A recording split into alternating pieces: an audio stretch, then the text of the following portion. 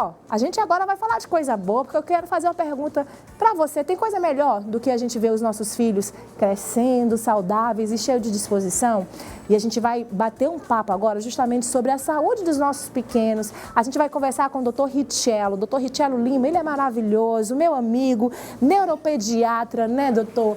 E eu achei bacana como você se apresenta no seu Instagram, né, que você tem essa missão, né, de descobrir, né, tratamentos para doenças neurológicas que surgem, né, que podem surgir na infância. Tudo bom, doutor Richello? Tudo bem, Shirley. É uma satisfação estar com você aqui mais uma vez para a gente falar desses temas super importantes que envolvem a pediatria e nesse dia especial que é o Dia da Criança, né? Não tem presente melhor do que a gente poder proporcionar, tentar. Sei que às vezes as coisas fogem do nosso controle, mas a gente está sempre ligado, né? Eu acho que a prevenção, a atenção dos pais é muito importante nesse processo, né? Tanto para as doenças físicas como as doenças mentais, né? Que hoje a gente sabe que infelizmente atingem também as crianças, né? Então vamos começar falando das principais doenças que podem ocorrer nessa fase, né? Que podem atrapalhar o desenvolvimento dos nossos pequenos, doutor. Lá no consultório é interessante, a gente sempre recebe os pais e as crianças e essa preocupação, será que meu filho está ou não dentro das fases esperadas para o desenvolvimento?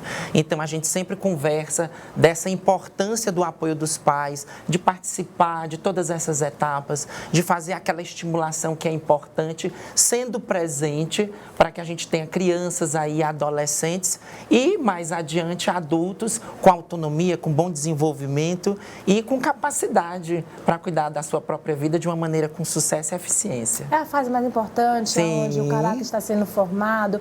A gente já conversou isso, inclusive, com você aqui. Outras a gente sabe vezes. que hoje existem muitos desafios, porque existe uma exposição muito maior e coisas que trazem benefícios, como a própria tecnologia que a gente falou também aqui, mas também tem um outro lado, o lado que não é negativo, ou que é negativo também, né? Então, a gente se fala muito da questão da saúde mental e a gente, às vezes, acha que é um problema que não atinge as crianças, que não é próprio dessa faixa etária, mas a gente está enganado. Infelizmente, com essa exposição, como eu falei, muita coisa é introduzida antes da hora na vida das nossas crianças e isso acaba refletindo, né, doutor? A gente sempre conversa, Shirley, essa coisa de que a pandemia tomou uma proporção inesperada. Então, as crianças ficaram grande tempo em isolamento, ganharam muitas telas e isso afetou enormemente o desenvolvimento infantil. Então, eu acho que esse momento atual é um momento de unir forças e colocar essas crianças aí para que elas tenham cada vez mais um bom desenvolvimento e tenham autonomia aí na sua vida, né, que segue até a adolescência e fase adulta. Quais são as orientações que o senhor dá para esses pais, né? O que a gente deve ficar atento, como é que deve ser feito esse olhar especial, às vezes também na correria de muitos pais de hábitos modernos, né? Muita gente acaba terceirizando aquele acompanhamento mais de perto e é um risco muito grande, é um perigo que pode ser um caminho sem volta. Então, como é que a gente deve estar atento para que a gente possa tentar proporcionar um desenvolvimento mais saudável para os nossos filhos, doutor? Ei, Shirley, uma vez eu até comentei sobre isso numa das palestras que eu dei, que existe um termo que, na verdade, é consequência desse momento que a gente vive, da criança terceirizada. E a gente não quer a criança terceirizada, né? Que vai dormir com a babá, que toma o café de manhã porque a cozinheira fez, que vai de manhã para a escola com o motorista e chega e brinca com o celular ou com o tablet. A gente precisa desses pais cada vez mais presentes. A gente tem que verificar aí o melhor horário da brincadeira, levar para as brincadeiras ao ar livre, acompanhar na escola, mesmo que tenha uma escola de reforço que ajuda a gente nas atividades escolares, mas você ali, um momento ou outro, participar dessas atividades escolares, cantar uma música, brincar junto, sentar no chão e acompanhar esse desenvolvimento infantil, isso é essencial. É verdade, quando a gente oferece, eles gostam, viu? Eu tiro por experiência própria. Às vezes a gente diz assim, mas é difícil de tirar, né, a tecnologia da mão deles, porque faz parte do dia a dia, até é utilizado na escola. Eles não têm outra opção. Gente, quando a gente proporciona, eu sei que, por exemplo, a gente faz um passeio diferente, a gente vai para um sítio onde tem muito animal, eles esquecem de tablet, eles esquecem de celular. Então, cabe a gente ofertar, porque quando a gente oferta, eles realmente abraçam, né? Nós precisamos desses momentos ao ar livre, brincadeiras no parque. Parece que a criançada hoje ninguém brinca. As brincadeiras comuns de antigamente, aquele o pega-pega, o corre-corre, o esconde-esconde. Agora é todo mundo só no celular, na tela. E isso a gente tem uma série de problemas associados. Então, segredo, precisamos reduzir as telas, precisamos participar mais da vida dessa criançada e contribuir aí de forma positiva para o desenvolvimento. Eu falei que o Dr. Richello está aqui para falar de vários assuntos com a gente, né? E um assunto que a gente não poderia falar é também em relação à saúde física mesmo das nossas crianças. A gente está passando por um período quente demais, de altas temperaturas. BR-Obró, gente, que a gente espera todo ano, a gente sabe o período certo, mas todo ano parece que vem mais quente, parece que a gente não se acostuma nunca.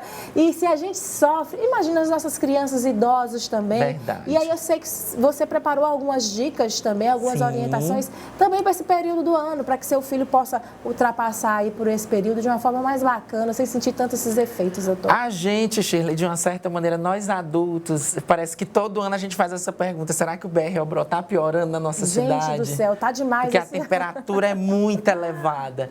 Então, assim, o que é que a gente vê? O mundo, de uma maneira geral, está numa crise climática.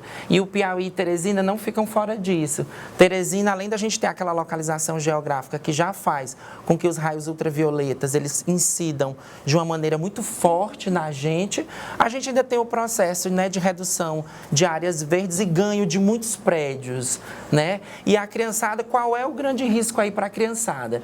É que como muitas vezes o bebê ou a criança menor, ele às vezes tem o centro de regulação da temperatura imaturo, eles podem, Shirley, inclusive, sentir a temperatura 5 vezes maior do que um adulto. Olha isso, gente, se a gente já sofre, então vamos pensar aqui. A gente sabe que nesse período também a nossa umidade cai muito, a umidade relativa do ar. Isso proporciona uma sensação térmica terrível. Às vezes a gente tem sensação térmica de 45 graus. Nossa, né? muito então, alto. Na criança ela pode sentir isso até pior, doutor? Ela pode sentir até de maneira mais intensa. Nossa Senhora! Então, daí a grande importância dos cuidados com as crianças menores e com os bebês. E a gente fala muito assim, em relação à pele, porque você pode ter muito acometimento dermatológico nas crianças, por conta do excesso de suor, da insolação. A gente tem também as doenças respiratórias, porque você imagina a temperatura de 41 graus, com a sensação de 45, não existe mucosa nasal que permaneça hidratada. É verdade, doutor. E nós temos ainda as doenças comportamentais, como você bem colocou, porque a sensação que nós temos é que às vezes a gente fica muito estressado no calor. É verdade. E existe, de fato, essa coisa chamada, existe até um termo novo, Shirley, chamada de ecoansiedade ou ansiedade climática, que é exatamente oriundo desse estresse que tanto as crianças e adolescentes como nós adultos passamos nos dias de altas temperaturas. É cientificamente comprovado que isso influencia sim, a gente percebe isso na alteração de humor, de comportamentos por causa desse calor excessivo. Então, atenção redobrada, doutor. A atenção redobrada e os cuidados que nós temos que ter, que são essenciais. Precisamos de muita hidratação, muito suco, muita água, pode ser água de coco também. Os refrigerantes a gente pede que não sejam utilizados em grandes quantidades, muito corante, muito açúcar, né? Os hidratantes para proteção da pele, é bom utilizar uma roupa leve, colocar um chapéu, um boné, um óculos escuro.